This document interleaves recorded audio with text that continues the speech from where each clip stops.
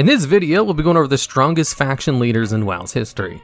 And in order for a character to even qualify for this list, they need to have been a leader of one of the races or factions at one point in World of Warcraft's history, from vanilla WoW onwards, or a co-leader. And at number 10, we have Vol'jin. Vol'jin was a former war chief of the Horde who died at the Broken Shore to the hands of a single Felguard. So his death wasn't super grand, but he does have a nice baseline to start this list off on when it comes to strength and accomplishments. You see, Vol'jin is what's known as a Shadow Hunter, which is a super elite troll that's basically a combination of Hunter, Shadow Priest, and Shaman, with Blomsamdi himself providing him his Shadow Priest powers. He also has features of the Monk class, as he trained with Tyrande himself to learn how to use his bare hands as a weapon. So that's already 4 of the 12 base classes covered, which is quite the accomplishment for anyone in Warcraft lore, and makes him much more powerful than the average person. Although I'm much more partial to actual feats of strength when describing someone's power in these kinds of videos, rather than what we're told how strong they are. Otherwise, Naru would be the strongest things ever, even though they're shown to die all the time. Vol'jin does have a handful of accomplishments. He led the assault on Zul'Aman, Northwatch Hold, and the Horde Rebellion against Garrosh. But his biggest accomplishment for showing his personal strength was his defense of the Shadowpan Monastery as part of the 33. You see, in the book Shadows of the Horde, there was an army of 500 Mogu and Zandalari trolls who were laying siege to the Shadowpan Monastery, and in a ploy to buy time, Vol'jin challenged the army to honorable one-on-one combat, where he would challenge their strongest fighter to a duel, and if he lost, they could basically take the monastery no problem. So they sent in their strongest Mogu fighter to challenge him, who lost so bad that they ignored his challenge and decided to rush in with numbers anyway. And Vol'jin personally ended the battle with his bare hands, killing the enemy leader with a single monk punch. Then, after the battle, he used his healing powers to bring his human friend Tirith and Korth back to life, which is quite the list of accomplishments from a single battle. On the Broken Shore, it turns out he was actually killed by a Loa of Death, who really wanted to make Sylvanas war chief, and it's heavily speculated that he was raised to a higher being to be almost on par with a Loa, and shows up from time to time in BFA. So he definitely has some nice accomplishments under his belt, raising him above normal troll status and able to fight off a small group of enemies by himself, and the ability to bring people back to life, which definitely earns him a spot on this list, but everyone else is just kind of a monster in comparison. And at number 9, we have Lilian Voss, who is the current leader of the Forsaken at the end of BFA, and is like a super strong mage rogue. You see, Lilian Voss was raised by a high-ranking member of the Scarlet Crusade, and says that she studied stealth, sorcery, martial arts, anything that would make herself stronger. But then she died somehow and was raised as a Forsaken, most likely in an accident or to a disease or something, because I can't imagine anything really killing Lilian Voss. One of her first shows of strength is when you come across her being held captive in a cage, and a member of the Scarlet Crusade comes up and says that she was ordered to be executed by her father. The Scarlet Crusade hates all undead, even those that were previously related to high-ranking members of the Crusade, and Lilian promptly just teleports out of her cage, instantly kills her captor, and then teleports back into her cage so she can sulk for a bit, proving that she was never in any danger at all, and she was right when she told the adventurer that she didn't need any help when you first talked to her. Later on in the zone, you'll come across dozens of corpses of Scarlet Crusade members who are all burning with purple fire, which is a hallmark of Lilian Voss, because Lilian Voss is some kind of spellcaster. I'm not sure what kind, but it's very similar to DK and Shadow Priest stuff, and she's also a proficient rogue, as she becomes a follower in the Order Hall campaign for rogues. And here's the thing about the Scarlet Crusade members, they are not weak. The Scarlet Crusade has a pretty high average power level, as pretty much all of them can use the light, which makes each Scarlet Crusade member essentially a full paladin or priest, and they are very proficient in the light. In fact, one of the strongest light users is a member of the Scarlet Crusade, or was a member anyway. So Lilian being able to kill scores of them by herself with a little difficulty is actually quite the accomplishment, because even the Lich King himself had to put in a lot of time and effort to deal with the Crusade. And during one of the last quests in the zone, she'll ask the adventurer to escort her to her father, or you'll walk up a long line of Scarlet Crusade members and just watch Lilian Voss kill all of them by herself essentially. She is kind of super powerful. And when she finally walks up to her dad, who's a high-ranking member of the Crusade, which implies a strong power level as well, she instantly kills his guards and then slowly kills him with little effort. Later on, you'll find out that she's been killing dozens of members of the Crusade in the Plaguelands as well. She reappears as a dungeon boss in Skullomance, where she was mind-controlled by a necromancer, basically her direct counter as she herself is undead, and even then she was able to snap out of it eventually and kill him. So while Vol'jin definitely had some nice feats of strength and has the benefits of basically 3 classes, I don't think Vol'jin himself would be able to walk into the heart of the Scarlet Crusade camp and kill a high-ranking member leader by himself. So I have to put Lilian Voss just a tiny bit higher on this list. And at number 8, we have Malfurion, one of the leaders of the Night Elves on the Alliance side. Malfurion is basically a super powerful Archdruid and a one-man raid boss, and has quite the accomplishments to back up his high-ranking status. You see, during the short novel A Good War, where you read about the Horde's perspective of them moving through Ashenvale in order to get to Teldrassil, every time Malfurion is brought up by a common Horde soldier, they're absolutely terrified of him. He just kind of shows up every now and then and kills a group of 20 men by himself before running away, or before the Horde people ran away if there wasn't enough people to back him up. During one scene in that book, Malfurion is able to successfully infiltrate the heart of a Horde camp, and is in a room with Saurfang and his guards. And Saurfang is so afraid of Malfurion that he basically accepts that he's going to die then and there, and that there was nothing him or his guards could possibly do to beat Malfurion in front of them, as Malfurion kills his guards and collapses a building on top of him moments later. There's even one other point in the book where a Blood Elf rogue is able to prepare the perfect ambush. Malfurion was distracted, he snuck up on him perfectly and was in range where Malfurion didn't notice him at all, and when he jumps out and tries to kill him, Malfurion casually deflects his blade and knocks him on the floor, as if a fly tried to fly in his face, and then has a conversation with him before he kills him. He has such supernatural reflexes that he literally cannot be ambushed by normal people. And him and Sylvanas were having DBZ-style fights in the trees, throwing each other 20 feet in the air. He just has supernatural strength and senses, in addition to his ability to control nature itself. The only reason Saurfang was able to strike a killing blow on him is because he was in the middle of a battle with Sylvanas, and Saurfang himself is worth about 5 fighters in one. So a super powerful, almost demigod definitely makes this list, and is only beaten out by people who just have better feats of strength. And at number 7, we have Bolvar, who was the High Lord and Regent in Kingdom of Stormwind during Vanilla WoW when Varian was missing. Now for this list, we'll be going over the strongest versions of these faction leaders, and not necessarily how strong they were when they were faction leaders. Now, Bolvar used to be a paladin, but is probably not stronger than Vol'jin. He was a decent paladin, he was pretty good too, but he wasn't on the same tier as the number 10 on this list, for example. It wasn't until after he died and got raised, and then acquired powerful artifacts, that he really came into his own with being a powerful being. And I will be including items and equipment and outside borrowed power for this list, so technically High Tinker Mechatork with his mech suit would definitely be counted for this list. I'd say that he was a strong contender for the number 10 spot with Vol'jin as well, but I think Vol'jin just has a little bit more advantages and feats of strength that put him over a giant mech suit. So if we include the Helm of Domination into Bolvar's power, he gains 2 very distinct benefits. One of them is the ability to control a nearly unlimited army of undead, and 2 is the enhanced psychic abilities it gives him, as you could see him during the Shadowlands cinematic throwing gigantic icicles at Sylvanas with his mind. He also has access to a whole bunch of powerful artifacts and minions, as he's basically responsible for handing over 2 artifact weapons in Legion, one for Fire Mages and Death Knights. He gives Fire Mages Fel Malorn, and is involved in helping Frost Death Knights create the Blades of the Fallen Prince, with the pieces of the Broken Frostmourne. He's also able to raise Death Knights. His high-ranking Death Knights can raise Death Knights, and an army of Valkyrie that can create even more undead.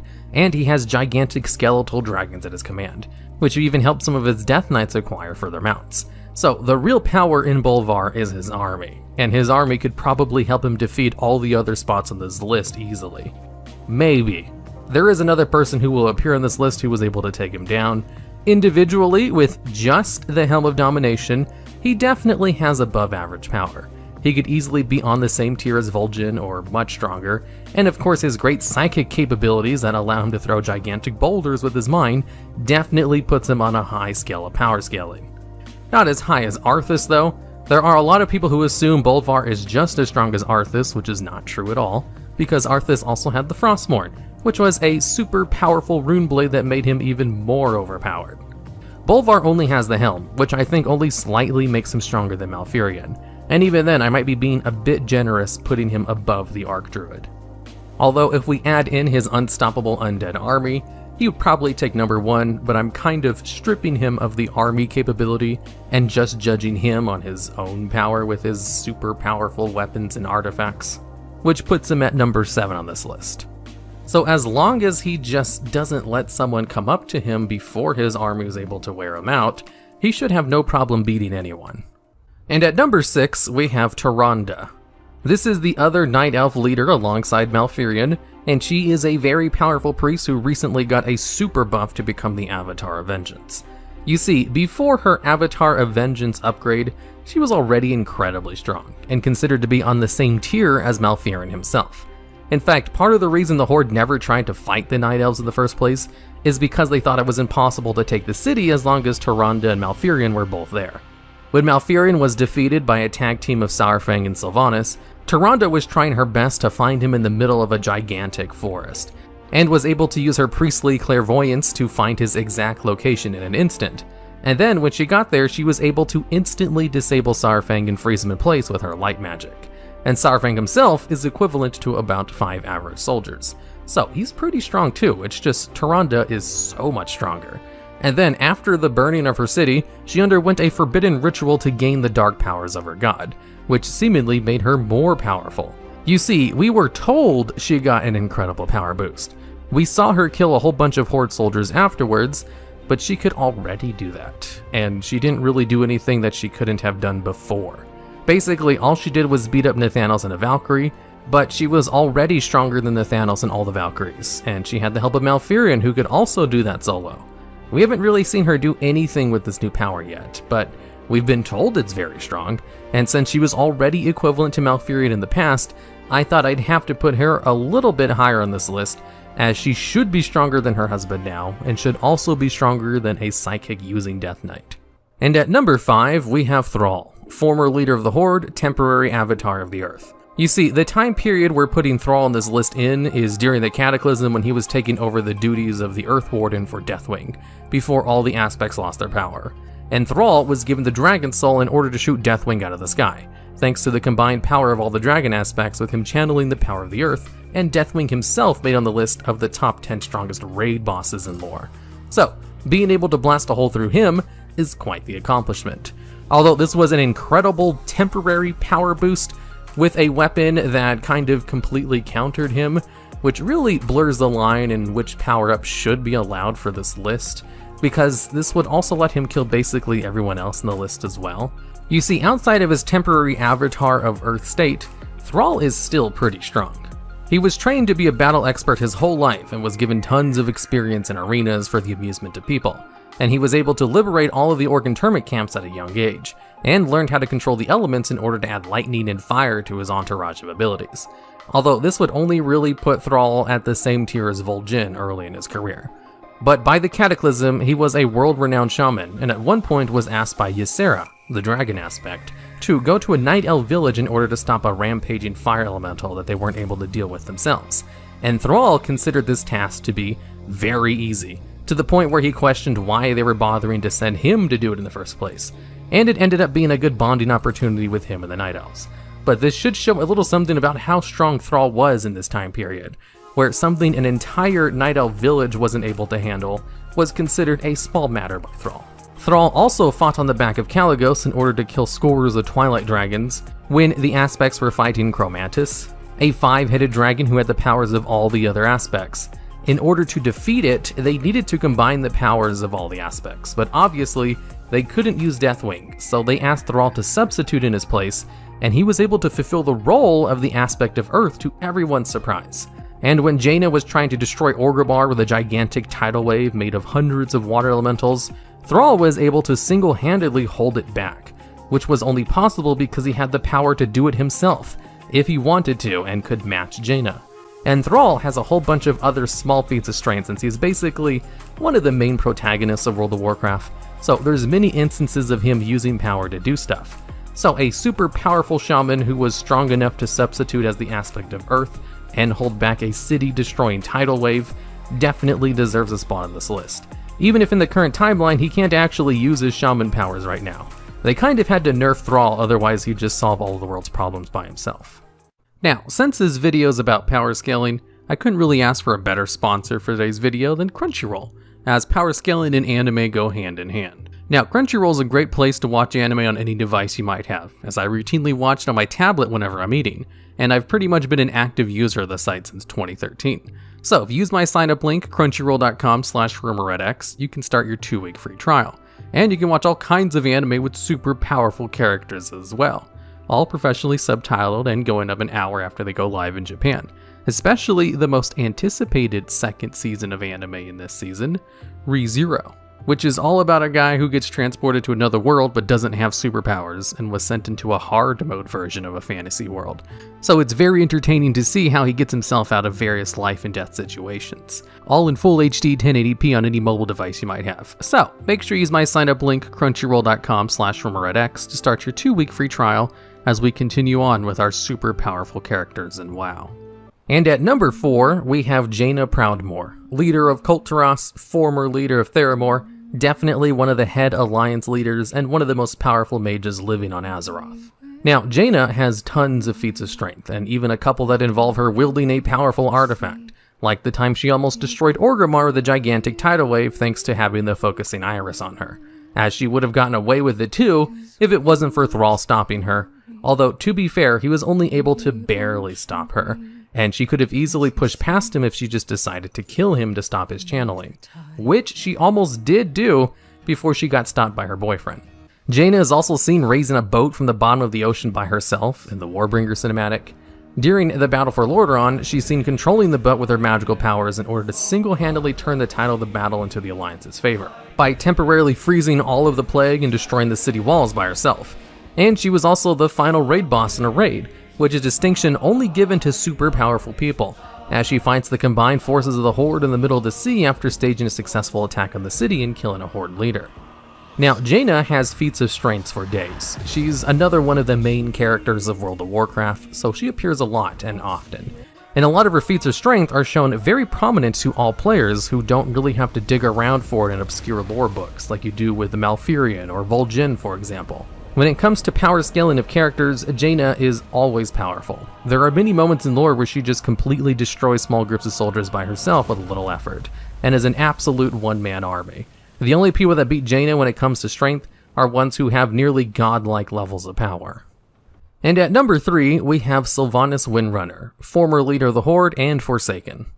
Now, Sylvanas has always been a powerful character, although her strength is inconsistently shown in-game, just like a few other parts of Sylvanas' character. You see, Sylvanas has Banshee powers and can kill people with a single scream. She's also a Dark Ranger, which is basically a normal hunter, that has dark magic powers as well, and she's the strongest of the bunch, and was the leader of the Rangers when she was still alive. In Wrath of the Lich King, she's shown to be powerful enough to fight with Arthas by herself for a while, before she realizes that he had gotten even stronger since the last time they met and had to run away.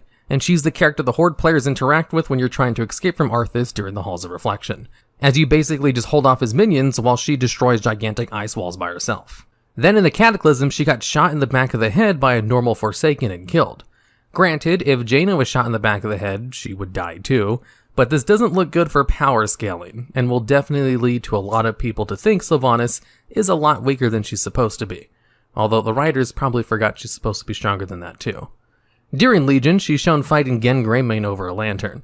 While Genn Greymane isn't able to kill her, he is able to thwart her plans and steal away her magic lantern, even though she's supposed to be way stronger than him. During the short novel, A Good War, Sylvanas is the sole reason Malfurion runs away in Ashenvale whenever they're having altercations, and she's the only member of the Horde who was able to match him in power, and was constantly hunting him down the entire time, and was even shown throwing him through the trees on a few occasions. During the end of the BFA campaign, Sylvanas is shown easily defeating Saurfang without any effort, although that's not really out of the ordinary. She was supposed to be that strong baseline. And then during the cinematic for Shadowlands, Sylvanas is shown easily defeating Bolvar, and it's also implied that she defeated all of the minions on top of the tower, and that they just cut to the part where Bolvar and Sylvanas were having the final bout. And then after she destroys the Helm of Domination, we basically learn that she had been gaining power from the Jailer the whole time, a super powerful being who has mastery over death and is possibly in the same league of power as the Titans. So if Sylvanas was already supposed to be on the same tier as Malfurion, and then received a super boost from the Jailer, that would put her definitely above Jaina in power scaling. but that's all I would bump her up in the rating to. We still don't really know exactly how much stronger she's gotten thanks to the Jailer's power, but it's safe to say that she is stronger than Jaina now, considering in some of the Shadowlands beta stuff, Jaina, Thrall, Tyrande, and a few other faction leaders were captured and pulled into the maw by Sylvanas. The only two faction leaders who could beat out Sylvanas are maybe not that much stronger. If anything, the top 3 could all be about equal in power scaling, so keep that in mind as I go on to the next 2 spots. And at number 2, we have Velen, leader of the Draenei on the Alliance side. Now, Velen is another one of those who's on this list thanks to powerful items he has under his control, in addition to the fact that Velen baseline is also pretty strong too. His own feats of strength include, when the Legion was attacking his home city, he was able to single-handedly create an invulnerable barrier that killed any demon that came near it. He is also a super powerful healer who's teaching the leader of the Alliance how to better handle his light powers. He is well loved by the Naaru, who are super powerful agents of the light and are probably descendants of the Light Lords, and most likely the source of all light magic on Azeroth. During the Mage Tower scenario for the tanks, Velen is there to help tanks kill the boss. He is also shown killing a boss level character by himself as he tries to run away by just dispelling the invulnerable CC on himself through sheer force of will. While the players are fighting the Avatar of Sargeras, Velen alongside Illidan and Khadgar are fighting Kil'jaeden. And at the end of Tomb of Sargeras, he runs off by himself to confront Kil'jaeden, and you see him fighting off hordes of demons by himself alongside powerhouses like Illidan during the final fight. In fact, he was so capable that he was able to change the mind of Kil'jaeden, who had given up the hope that Sargeras could possibly be defeated someday, something which he previously thought was impossible. An alternate universe Velen was strong enough that his sacrifice was able to purify a corrupted Naaru. And to top it all off, Velen has orbital strikes. Velen had control of the Vindicar, which was used to great effect in Argus in order to do tactical orbital strikes. Basically, Velen could have killed anyone on Azeroth at any moment's notice as long as they weren't underground, because the power of an orbital strike from a spaceship is kind of unbeatable.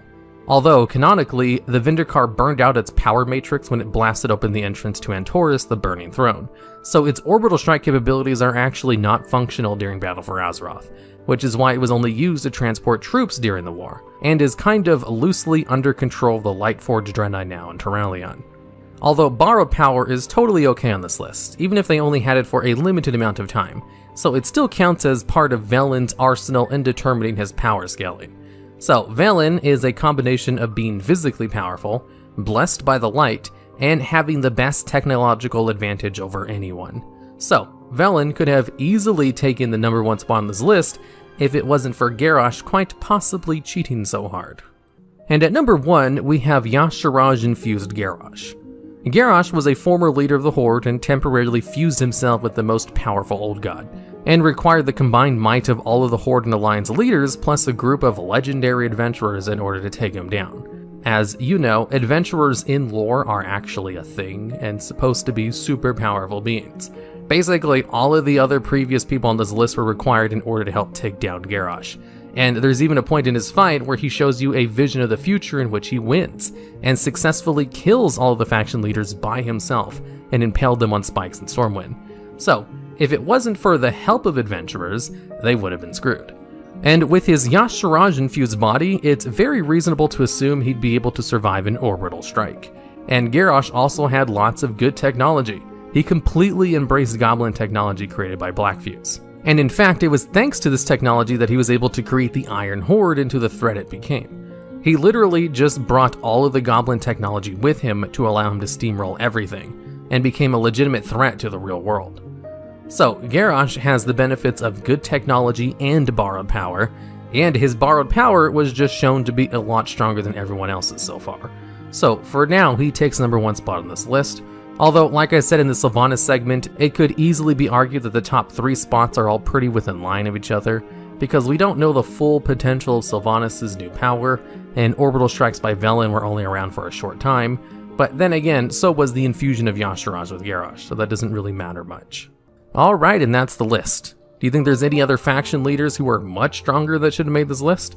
If so, I'd love to hear about why and their accomplishments down in the comments, as the number 10 spot is probably hotly debated, and ideas for future videos just like this one. And also, did you know Only 32% of people who watch these videos are actually subscribed to the channel.